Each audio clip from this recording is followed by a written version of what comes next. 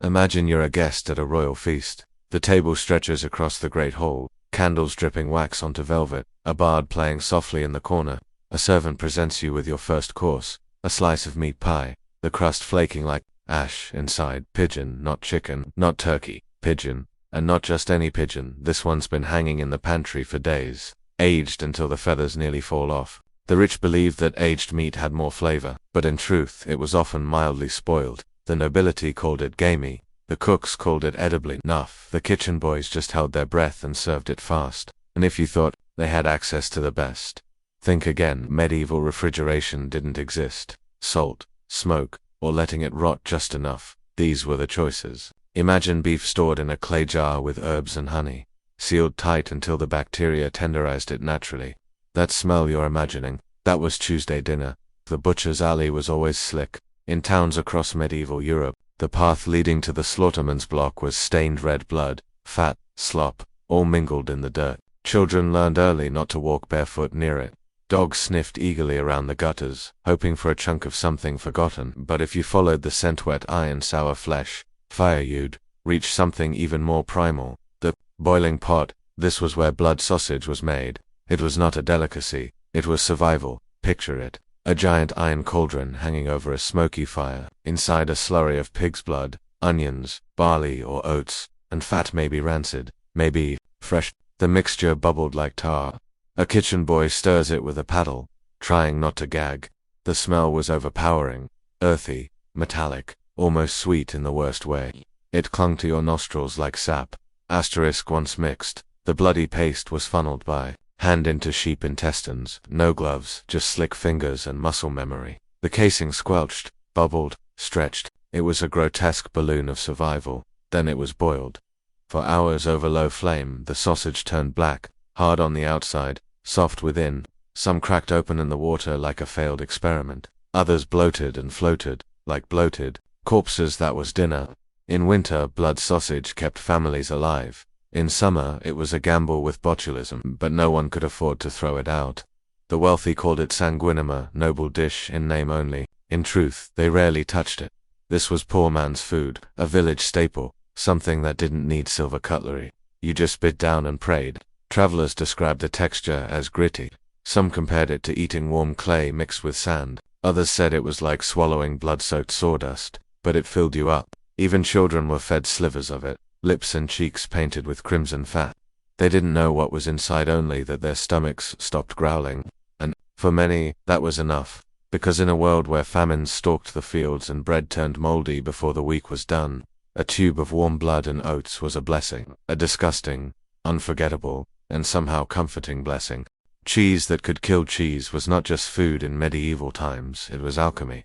Made from raw milk, aged in damp cellars, and wrapped in leaves, bark, or old cloth, cheese came in every shade of strange, and in some cases, it came alive. Literally, picture a wheel of cheese. Its crust soft oozing, not blue like gorgonzola, but green-black like rot. Inside, worms, tiny white maggots, squirming through soft dairy. This wasn't a disaster, it was intentional. In parts of Italy, and rural France, live maggot cheese was a delicacy. The maggots helped ferment the cheese faster, giving it an acidic kick. Some called it bold, others called it putrid. The church simply called it dangerous. You were expected to eat it alive, with the maggots wriggling, fresh and twitching, before they jumped off the plate. But this wasn't the only deadly cheese. Some varieties were wrapped too tightly, trapping moisture and bacteria inside. Listeria, botulism, and staph flourished under the rind. Monks who aged cheese in monastery. Sellers wore gloves not to protect the cheese, but to protect themselves. One nobleman, attending a summer feast in Brittany, gorged himself on soft white cheese. Within hours he was vomiting blood. He died 2 days later. The physicians blamed bad humors, but the kitchen boys blamed the cheese still sweating in the corner of the banquet hall. The peasants couldn't afford to throw cheese out. They cut around the mold, scraped off the worms, ate what was left and hoped for the best. For children, it was an acquired taste. For mothers, it was medicine. And for those near starvation, even rotting cheese was a miracle. It wasn't always deadly, but it never smelled right. The meat mystery stews, not everything had a name.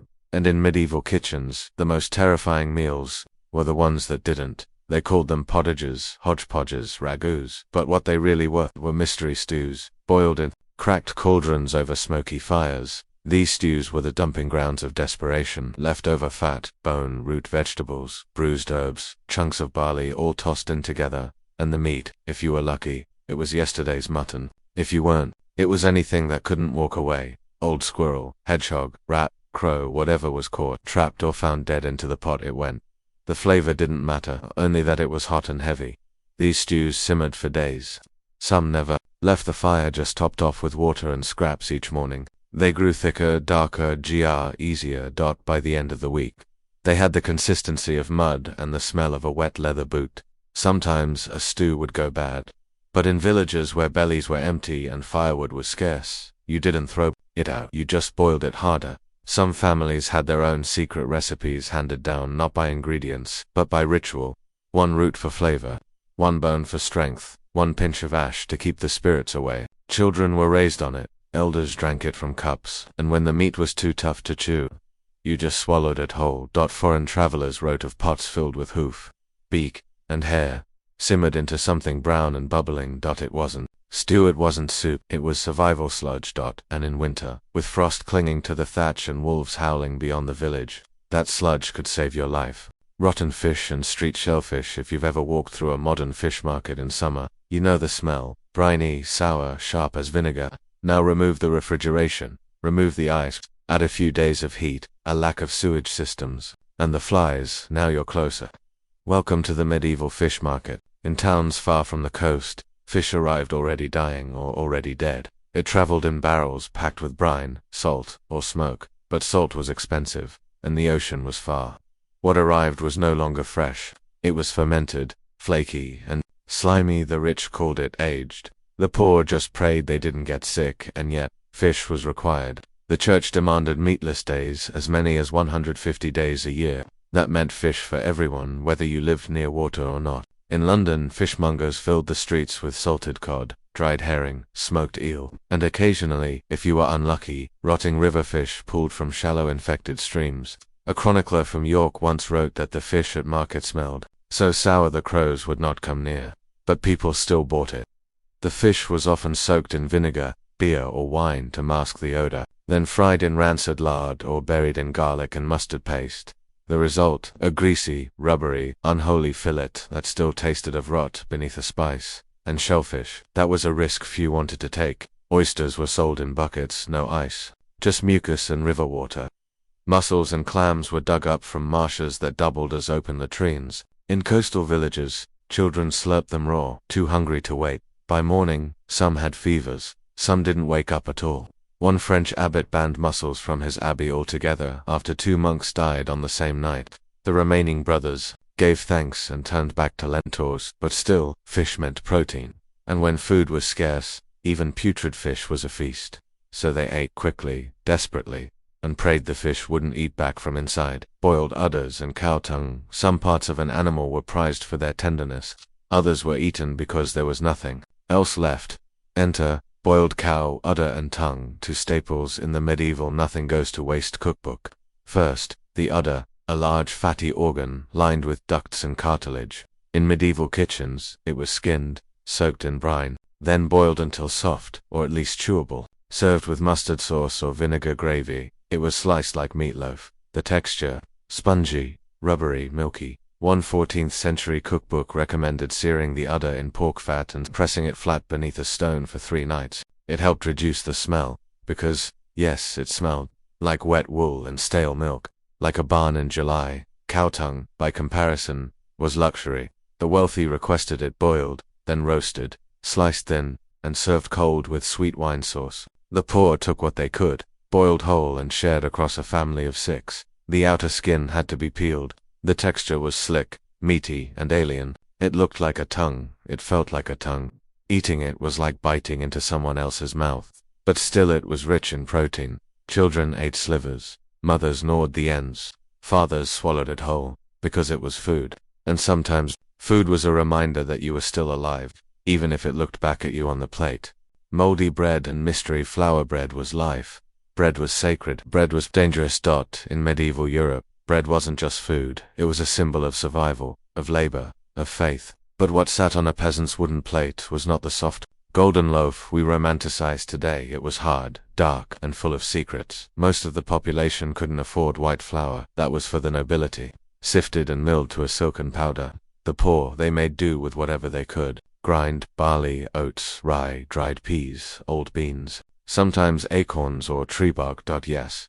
Tree bark. Mixed with a little water and salt. If you had any, this mystery flour became a paste, then a brick, then a loaf. It was rough, dense, often filled with grit from hand-milled stones. People literally broke teeth eating it. But the real danger, mold. Grain storage was primitive. No vacuum seals, no temperature control, just sacks, stacked in damp cellars. And when the rains came, the grain rotted. Mold grew silently, and some of it wasn't just gross, it was deadly. Especially ergot, a black fungus that infected rye. When baked into bread, it caused hallucinations, vomiting, burning limbs, and death. Whole villages were afflicted, writhing in agony. They called it St. Anthony's fire. Victims screamed that their skin was burning off. Some danced uncontrollably in the streets. Others saw demons in the corners of their homes. Many believed it was a curse. Few realized it started with a bite of bread. Yet people kept eating it. Why? Because moldy bread was still bread, and moldy bread was better than no bread. If a loaf went green, you didn't toss it. You scraped the mold off, dipped it in broth, or toasted it hard until the color faded. Some families learned to soak moldy bread in beer to soften it and kill the smell. Others hid the worst slices beneath layers of dried fruit or garlic paste. Children were raised on it. Babies were weaned on bread pap, a mush made from stale bread and spoiled milk. And still people prayed before eating, not just out of thanks, but out of fear.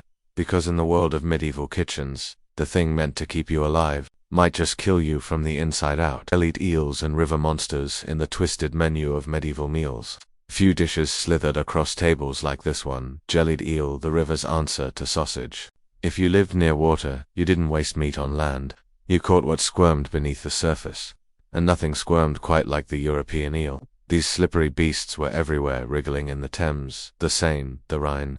They lived in mud, they fed on waste, and they were perfectly edible. If you had the stomach, first you boiled them alive. Not out of cruelty, out of necessity. Skinning a live eel was nearly impossible. Dead ones went rubbery fast. So, into the pot they went, twisting until the lid rattled.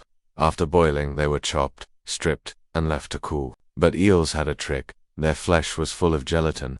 As they cooled, they turned to jelly. Asterisk the result. Pale, translucent chunks of eel flesh, suspended in their own fishy goo, served cold on trenchers of dry bread. The texture, imagine a cold slug coated in lard.